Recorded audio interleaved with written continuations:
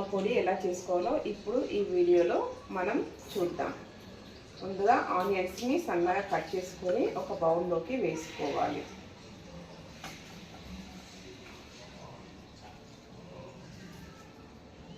Onions అన్నీ వేసుకున్నాక సన్నగా కట్ చేసి పెట్టుకున్న పచ్చిమిర్చిని కూడా వేసుకుందాం. అలాగే క్లీన్ చేసి పెట్టుకున్న కరివేపాకుని కూడా వేసుకుందాం. ఇందులోనికి కొంచెం ఓమాని కూడా వేసుకుందాం.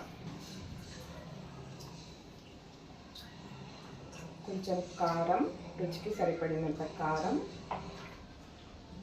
ఉప్పుని కూడా ఇప్పుడే యాడ్ చేసుకొని ఒకసారి మొత్తాన్ని కలుపుకుందాం.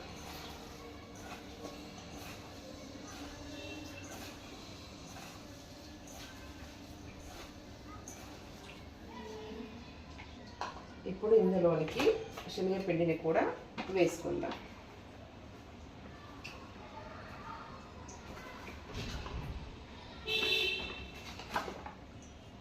ఒకసారి కలుపుకొని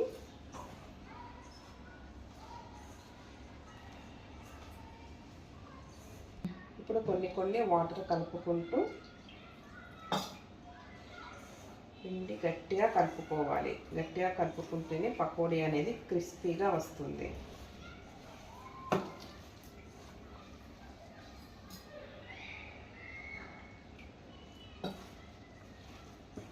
కలుపుకొని పక్కన పెట్టుకుందాం. ఇప్పుడు స్టవ్ ముట్టించుకొని కడాయి పెట్టేసుకుందాం.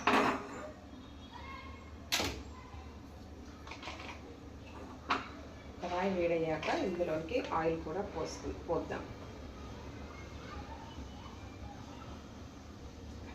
వేయండి కదా, చిన్నగా పకోడీలాగా వేరే ఆయిల్లో వేసుకుందాం.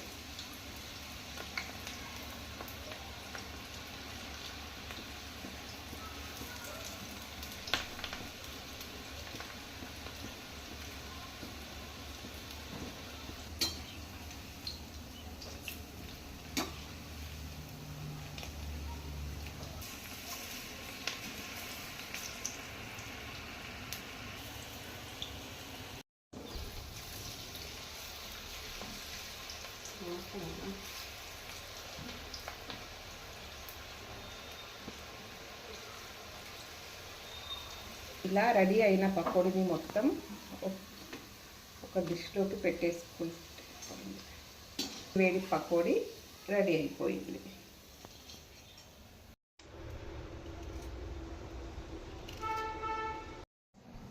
వేడి టీతో ఈవినింగ్ పకోడీ తింటే అదిరిపోతుంది. ఈ వీడియో నచ్చితే లైక్ చేయండి, షేర్ చేయండి, సబ్స్క్రైబ్ చేసుకోండి.